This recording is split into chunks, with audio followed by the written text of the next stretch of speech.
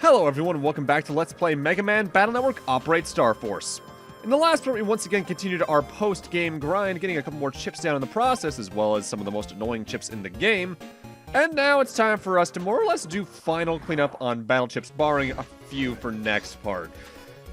With that said, we're back in Undernet 8 because frankly I just need to get the Mine 3 chip. I forgot to get it while I was here earlier. Now, at this point, I figured I might as well go over the general differences between Operate Star Force and Battle Network 1, just to get it all listed out in a video somewhere in here.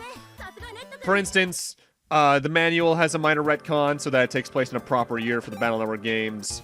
They added the intro, the menu retooling, some text was altered, and they fixed typos. Character mugshots were updated to either be more consistent with later games, or at least have better color palettes. They properly updated and listed the Undernet, obviously. There's the voice acting, and the nun chip is what is used. The nun chip element icon is what's used in the later games. But the biggest differences go into gameplay and otherwise. Obviously, we've talked about the fact that your running speed is now the default, and you can skip the jack-in sequence. You're forced to save before the final boss, and something I didn't do, but you can do just to make getting Gutsman and Guts Shoot more effective. You can get a Gutsman asterisk code via pressing up X, L, Y, right A, down B. On the title screen. Notably, you cannot trade that in the chip trader to other players on the multiplayer stuff. I've already touched on battle system changes, like how they changed the folder limit so you could have 5 of any non-Navi chip in your folder here versus the 10 in the original game, and 5 of any Navi chips in the original game, but only a 5 Navi chip limit, but 1 of each here in Operate Star Force. They added in the asterisk codes. You can press select on the folder editing to return all the chips from your folder to the pack, which is just a shortcut in case you want to completely start the folder over.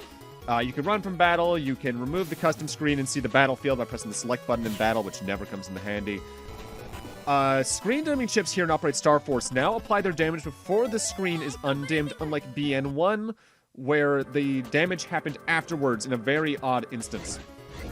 Sometimes it's applied in real time if it does multiple hits, other times it just applies all the damage at the end of the screen dim. You can now see chip codes on the custom screen, of course, but in lieu of that, we now only have 2 rows of chips versus 3 in the original game. And the electrified status ailment now has a moment of invincibility before you get shocked immediately again. Meaning it's not as annoying as it was in BN1, but it's still notably annoying. Also, I should note, the list of things I'm reading is directly off the Rockman.Exe zone, which I recommend going to, because I'm not reading everything off here. Like, there's whole sections on what chips got their codes changed, what damage values got changed. I'm not reading that. That's too much. The network system is now more in line with what the later Battle Network games would use, especially Star Force, where it's a host-client system. There's dimming chip cut-in, 15-term limit, all that. They added Megaman Star Force himself in, of course, and that comes with the Clockman scenario and all the things that comes with Star Force himself. Random encounters were decreased. They made some minor changes in some areas, like the flashing lights in the power plant computer to make them easy to progress in the story. I talked about the changes to the virus machine and Dad's computer. By the way, this particular battle is hell, because what I'm trying to get here is WoodAura from the Megaman 3.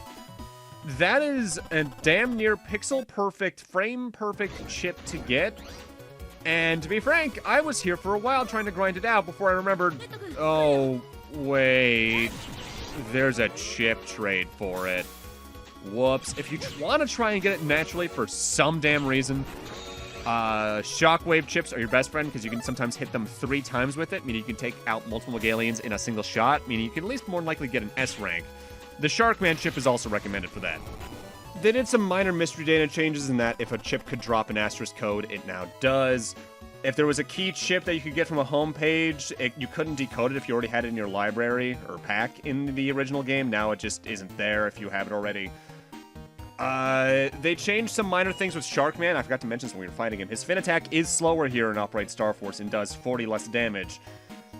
The super boss actively got buffed, but more on that next part. They changed drop rates a lot, as I've said, namely, busting level 4 onwards gives you generally better things. Enemies that drop chips no longer drop Zenny at S rank, making that a lot easier to get stuff in. Additionally, the best chip of any given virus will now drop at level 8 rather than level 9 on. And there's minor specific code changes, namely like Spookies now drop recover 10 Ls rather than 10 Gs, and there's a whole list of those that I don't feel like going over. I've already brought up the new battle chips and new program advances. And there were some notable nerfs, like Iron Body. I forgot to mention, in the original game, it lasted 30 seconds and your damage was reduced to 1/8 that you take. Here it's 15 seconds and reduces damage to 1/4. Anubis drains HP slower. It's 1 every 8 frames rather than 1 every 2 frames. Steel can't take the last row. I had Interrupt backwards last part or so. It destroys one opponent's chip rather than all of them. Roll's damage is increased for every battle chip, but she still heals you the exact same amount. Something I forgot to mention about the Magic Man chip is that it can instant kill viruses. In the original game, it was a 1 in 4 chance. Here, it's a 1 in 2, so that got an active buff. The Super Boss's attack animations are sped up. And notably, the Lifesaver program events I brought up last part, which in the original game fully healed you and lasted 30 seconds of invincibility, it's now reduced to basically half that. 500 HP, 10 seconds of invincibility. At this point, though, we've gotten most of the battle chips in the game. I think there's only 2 left at this point. So at this point, I'm just grabbing all of the various trades that I don't have yet. Notably getting Knight Sword G, Hero Sword B that we got earlier, got the WoodAura from that one trade. All that's really left is to get Zenny, grab myself, I think, the Fighter Sword chip here, because I like that coating, and then just wrap up the last 2 chips. With that said, I need a lot for these. Namely, I am going to need a shitload of Guard A chips, 30 in particular. The best place to grind this up, and I'm also using this as my opportunity to grind up the various Zenny I'm going to need to get the last few HP memories and power-ups, is in the first of the oven computers in Lan's house. I know how to modify battle chips. Pretty cool, huh? I'm modifying one now, so please don't disturb me. What do you want now? Hey, wait, I've got a good idea. There's some chips I need some data from.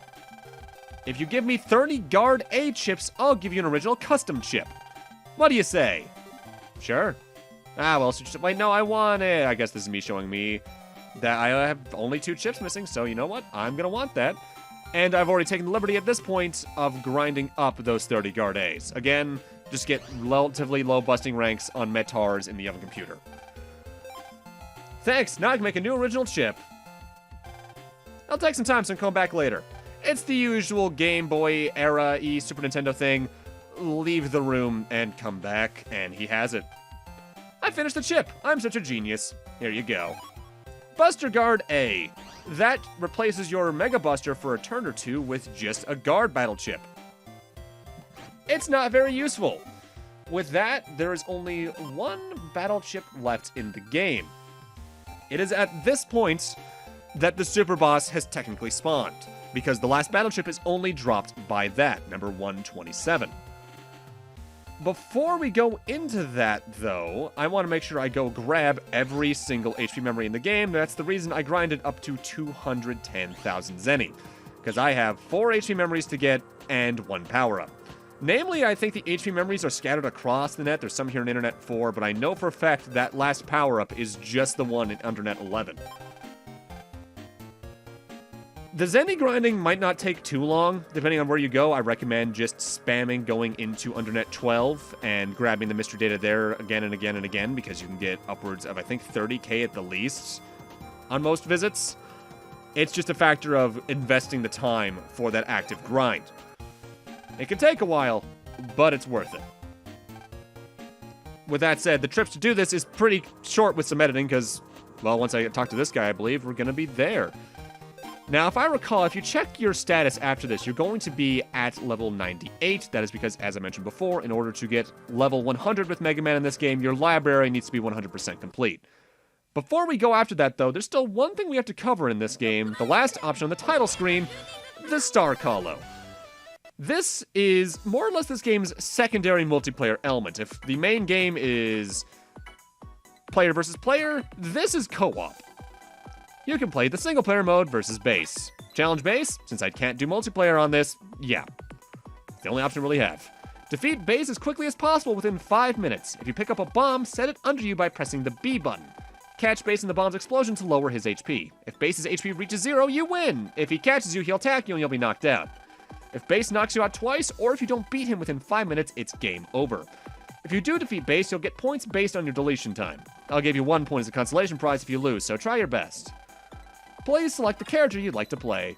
There is notably an extra character you can play as in that you can play as base, but you need to have played a shitload of the multiplayer as it is.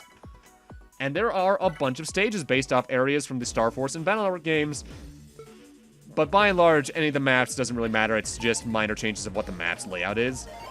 We have 5 minutes to just blow the hell out of bases 4,000 HP. The bombs around are what you're going to need to do this, but you want to be strategic with moving around them, as base is constantly tracking onto you. He'll take a moment sometimes to find out exactly where you are like that. And there are power-ups beyond bombs, like ones that'll multiply your damage and things like that. But you want to be a bit tricky with this, especially if you have more than one player, because he'll activate, I think, only track onto the nearest one. You can only pick up one bomb at a time, but if, say, there's a bunch of bomb power-ups next to each other, you want to lay those bombs on top of each other, more or less, because the more bombs that are near base when one goes off, they do a chain reaction and all explode and multiply their damage, so you can do upwards of 1,000 plus HP per attack. This can take a while to grind out, especially for the chips that you can get in LAN's homepage, because I think the most expensive thing is 5,000 points, whereas the most I think you can get on a single-player run is upwards of 50-something. This is meant to be something they wanted you to play a lot with friends, but again, because by and large, this game is not released stateside, I can't do that, and I'm also not playing on real hardware. Wink. As for other things you can do with Star Colo, the main thing, I believe, comes into the fact that you can unlock base after 50 matches of online, but the characters themselves have no active differences in how they play. It's just a sprite difference. Once you get hit twice, you're knocked out. We couldn't defeat base. That's too bad. You lost, but I'll give you 1 point for your effort. I have an active goal, though, because there's one battle chip I want more than any of the others on the list at LAN's HP, so I'm going to play this a lot. How much? About an hour to 2 hours worth of just playing this alone in 5-minute spurts with some losses scattered in there. Because in particular, I want 500 points from this in order to get the chip I want. My personal preference for grinding this out is to use the AC/DC map, as the bombs here, the items here in general, can spawn very close to each other, so it's really easy to get combos off on base. With that said, there's no real strategy to it besides that. Maybe try and get an invisibility or speed power-up, and you, while using the invisibility one, just spam bombs directly beneath base. But otherwise, you're either doing 40 uses of normal bombs or mighty fewer of combo bombs. Just to show you what happens when you win a round, though, congratulations on defeating base. Yay. It took you 1 minute and 54 seconds to defeat him. Show your enthusiasm with the control pad. You can just press various buttons on that to do various cheer sounds. In commemoration, I present you 5 points. And also because you beat base in 2 minutes, I present to you 15 points as a bonus. And we get 20 points. Actually, I think 50 is only the most you can get on certain multiplayer things. I was thinking of getting base in 50 matches. I need to play a lot more for 500, as that is several matches just to get 100. As for what I did all that effort for, roughly 2 hours of work for, well, I think you'll see as soon as I scroll down this list, because you can get a lot of decent things from this, namely some asterisk codes of certain boss chips, and even boss chips earlier than you can in the main story. But the thing I want is fast gauge asterisk. The ability to speed up my custom gauge, not being tied to a single code? Hell yes. But with that, I'm going to need to end this off here. Thank you guys for watching, and in part 27, we're heading after the super boss and showing off what little there is left to show off in the game. See you guys then. Also, this is what my folder's looking like for Endgame, just so you know.